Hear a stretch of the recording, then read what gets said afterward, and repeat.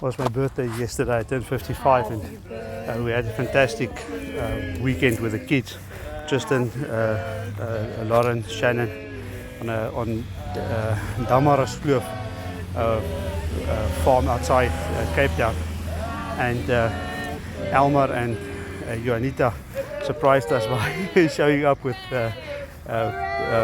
Andre, and then Peter, Willem and Jana joined us in the course of the weekend, and then obviously we had a great chance to go and see Luan play rugby on Saturday morning, and Maneki, Luan and Luani and all of us went for lunch afterwards, where we met Elmer and Joanita and Andre. Fantastic time.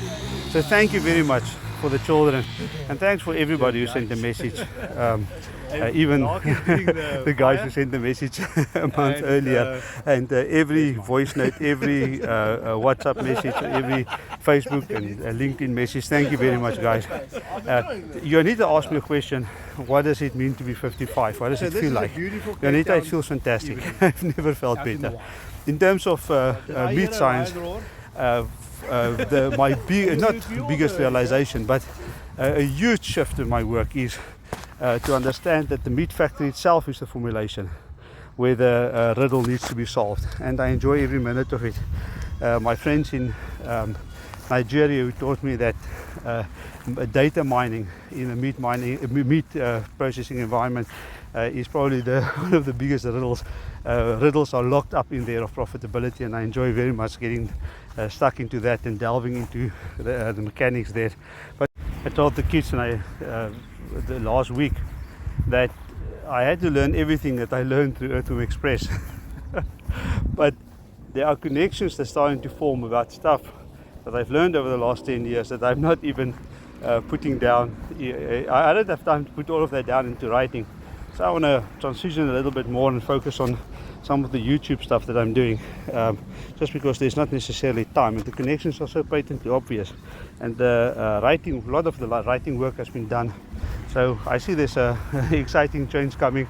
I would love to change that into a podcast over the next couple of years, and I've got some great friends who's encouraging me to do that, and I'm looking forward to that. But the real exciting part is looking now. I've always said, years ago I said that if I have only 10 years left to live, I want to spend 8 of that 10 years preparing myself so that I can make the last couple of years really effective. So in a lot of these projects I'm coming to the end of that, and I've reached the point in my own work and the last couple of years my work with Richard, where I think it's now implementation time. And I'm really looking forward to that. It's like you look up and you say, wow, I had the greatest fun imaginable studying all these things. I enjoy studying.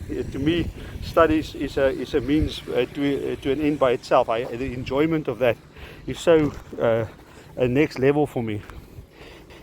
But the biggest revelation, or not even a revelation, my good friend Darby sent me a note just before my birthday, and that just pulled everything together for me. He was looking at the evening star, understanding that it's a planet and not a star, and then he made the comment. I must have a discussion with him, and we want to tape this and make it available to everybody. But he said that between the words that we use, our project here on Earth and that star, there's worlds. There's worlds. Between the pauses, I hope, as he hoped, that I would get what he's saying. I hope you guys get what he's saying. Between the pauses, between the projects, between the beginning and the endings of all our plans, he made the comment, and I echo that comment. I want to live in those pauses and in those moments. I certainly want to join him in that, because that's where the real stuff of life happens. Not in our petty plans, in our small little enterprises, but in those moments where I can enjoy life apart from anything else that's happening in my life, apart from the tragedy or the triumph, apart from the ups and downs, apart from the hustle and puzzle. And Nigeria has been very good for me in this sense, to rip my safety, my places of safety out of my hands.